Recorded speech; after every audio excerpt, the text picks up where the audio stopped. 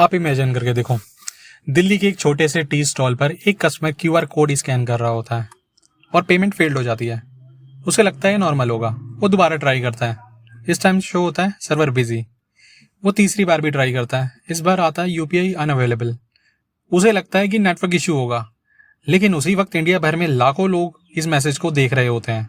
सबको लगता है कि ये नॉर्मल है, दोबारा ट्राई करते हैं, ठीक हो जाएगा। लेकिन मुंबई, बेंगलुरु, जयपुर जैसे बड़े बड़े शहरों में या छोटे छोटे शहरों में हर जगह एक ही मैसेज शो हो रहा होता है सभी को, पेमेंट फेल्ड। अब पिछले 10 मिनट किसी ने सीरियसली इसको नहीं लिया, लेकिन अगले 20 मिनट बाद सोशल मीडिया पर एक चीज तेजी से वायरल होने लगती है। गूगल पे नहीं चल रहा, फोन पे डाउन है, पेटीएम फेल हो रहा है।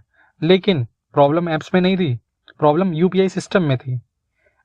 थोड़ी ही देर में मेट्रो पे लंबी लंबी भीड़ हो जाती है, बैंक अकाउंट्स में पैसे हैं, इंटरनेट चल रहा है, फोन चल रहा है, लेकिन पेमेंट नहीं हो पा रही। पैसा होना और पैसे यूज कर पाना दोनों अलग अलग चीजें हैं। किराना स्टोर कैश मांगने लगे, पेट्रोल पंप पे लंबी लंबी लाइंस लग गई, कैब ड्राइवर्स राइड कैंसिल करने लगे, डिलीवरी बॉयज वेट कर रहे हैं, हॉस्पिटल में टेंशन बिल्कुल अपनी पैनिक पर है क्योंकि यूपीआई वर्क नहीं कर रहा है। हमने कैश रखना लगभग बिल्कुल छोड़ दिया है। हर जगह एक ही आवाज, स्कैन कर लो, स्कैन कर लो। लेकिन जिस दिन स्कैन का जवाब आना बंद हो जाएगा, उस दिन क्या होगा? जी, आखिर यूपीआई क्या है? क्या गूगल पे पैसे भेजता है? क्या फोन पे ट्रांजैक्शन कंप्लीट कराता है? या कोई और पूरे इंडिया के डिजिटल पैसे का ट्रैफिक कंट्रोल करता है? चलिए यूपीआई के अंदर चल के देखते हैं। हर दिन हम क्यूआर कोड स्कैन करते हैं, अमाउंट एंटर करते हैं, उसके बाद फिर पिन डालते हैं और स्क्रीन पे लिखा जाता है पेमेंट सक्सेसफुल। हमें लगता है कि पैसा सीधा दुकानदार के अकाउंट में चले गए, लेकिन ये सिर्फ कहानी का बिल्कुल लास्ट सीन है। असली प्रोसेस बैकग्राउंड में हो रहा होता है।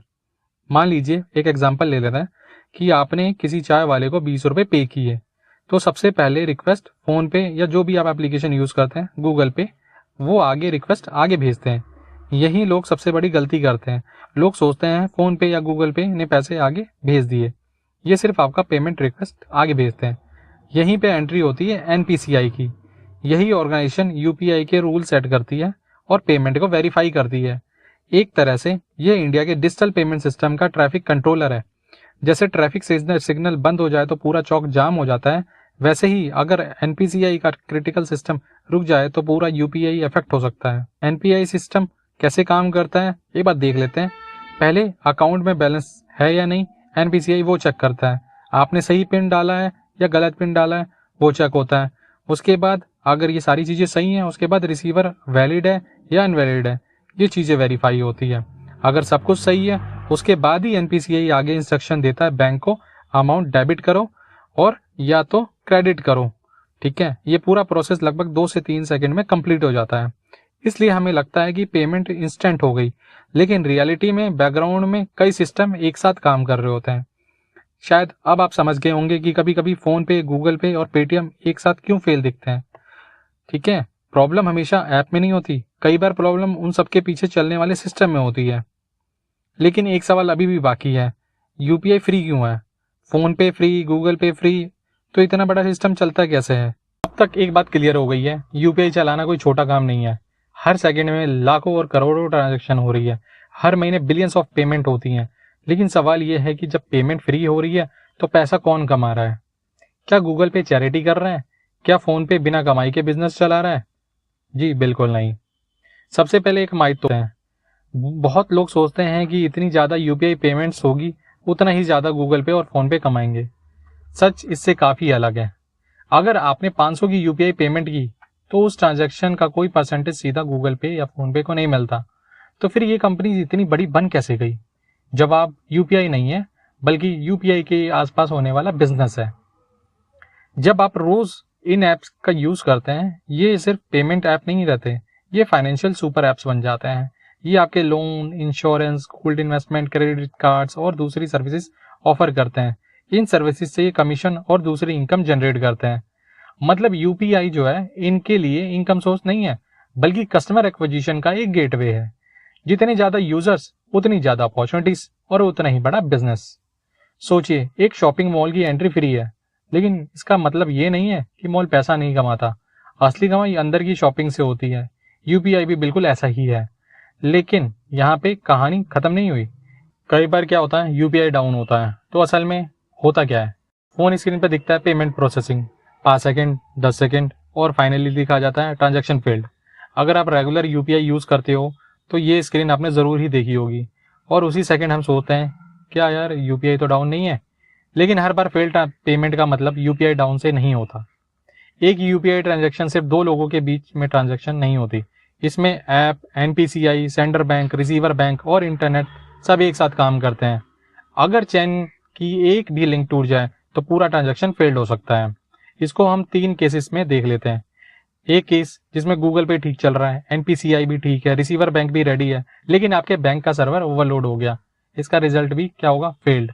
दूसरे केस में क्या है, आपका बैंक ठीक चल रहा है लेकिन रिसीवर बैंक रेस्पॉन्स नहीं दे रहा, तो इस केस में भी ट्रांजैक्शन आपकी फेल्ड हो जाएगी। थर्ड केस में देख लेते हैं। मान लीजिए कि आपका सब कुछ ठीक है लेकिन इंटरनेट डिस्कनेक्ट हो गया पेमेंट करते टाइम, तो इसमें भी पेमेंट फेल्ड हो जाएगी। मतलब हर बार प्रॉब्लम एक ही जगह से नहीं होती, इसलिए कभी कभार लोग पेमेंट कर पाते हैं और कई लोग पेमेंट नहीं कर पाते। हर बैंक की कैपेसिटी और सर्वर लोड अलग अलग होते हैं। अब सोचिए, एक 6 लेन हाईवे है, रोज स्मूथ चलता है, लेकिन एक दिन अचानक डबल ट्रैफिक आ जाए तो जाम तो लगेगा ही ना। डिजिटल दुनिया में भी इसी जाम को सर्वर ओवरलोड कहते हैं।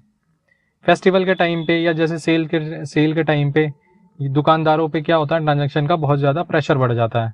जब सोशल मीडिया पर ट्रेंड चलता है यूपीआई डाउन, तो ज़रूरी नहीं कि एनपीसीआई डाउन हो।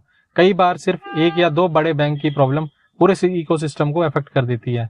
हर फेल्ड पेमेंट के पीछे एक ही विलन नहीं होता, कभी ऐप, कभी बैंक, कभी नेटवर्क और कभी अचानक बढ़ा हुआ लोड। इसमें अब एक बड़ा सवाल निकल के आता है, अगर कल यूपीआई 24 घंटे के लिए बंद हो गया तो क्या? शायद यही वो सवाल होगा जो हर दुकानदार और हर कस्टमर एक दूसरे से पूछेगा। तब हमें एहसास होगा कि यूपीआई सिर्फ एक पेमेंट ऐप नहीं रहा, बल्कि इंडिया की डेली लाइफ का बैकबोन बन चुका है। सोचिए, सुबह आपने कैब बुक की और पेमेंट नहीं कर पाए, चाय पी लेकिन पेमेंट नहीं हो पाई, लंच ऑनलाइन ऑर्डर किया लेकिन यूपीआई से पेमेंट नहीं कर पाए, शाम को पेट्रोल भरवाया लेकिन यूपीआई से पेमेंट नहीं हुई। एक दिन में हम कितनी बार यूपीआई यूज़ करते हैं, ये हमें तभी पता चलता है जब वो काम करना बंद कर दें। इसका मतलब ये नहीं कि इंडिया रुक जाएगा।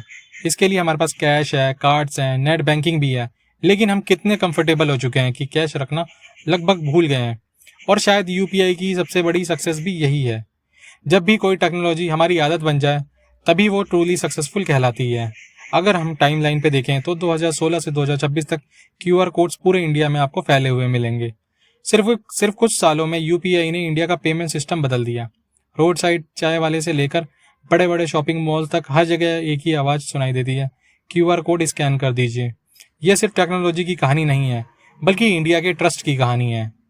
अब अगली बार जब भी आप कभी क्यूआर कोड स्कैन करें और सिर्फ 2 सेकंड्स में पेमेंट सक्सेसफुल लिखा हुआ है, तो याद रखिए उसके पीछे सिर्फ एक ऐप नहीं, बल्कि बैंक्स, एनपीसीआई, सर्वर और हज़ारों इंजीनियर्स का डिजिटल इकोसिस्टम काम कर रहा है। यूपीआई सिर्फ इंडिया का पेमेंट सिस्टम नहीं है, बल्कि इंडिया की डिजिटल लाइफलाइन है। अगर आज आपको यूपीआई का वो सच पता चला जो पहले कभी नहीं पता था, तो वीडियो को शेयर कीजिए। मिलते हैं अगली बिजनेस वीडियो में। Thank you.